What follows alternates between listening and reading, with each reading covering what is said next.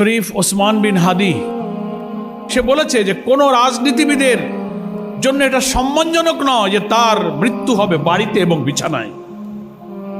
সে বলছে যে আমি তো ভাবি যে আমি হাঁটবো রাজপথে, আমার গুলি এসে লাগবে বুকে অথবা মাথায়, আমি শহীদ হয়ে যাব।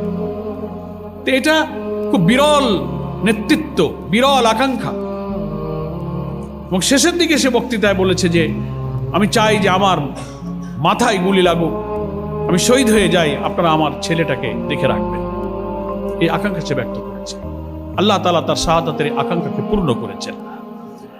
এবং একটা জুমার দিনে গুলিবিদ্ধ হলেন, আর একটা জুমার দিনে তিনি আল্লাহর কাছে চলে গেলেন। কি সৌভাগ্য! এবং তার যে নেক জীবন, স্বচ্ছ জীবন, পরিচ্ছন্ন জীবন, তার আমল, তার বিনয়ী আচরণ, দেশবাসী, জাতি, লক্ষ কোটি মানুষকে মুগ্ধ করেছে তার এই আচরণ। আমার মনে হয় যে মহান আল্লাহ তাআলা তার এই আচরণ, তার ইখলাসকে কবুল করে শাহাদাতের মর্যাদা দিয়ে তাকে জান্নাতবাসী করেছেন।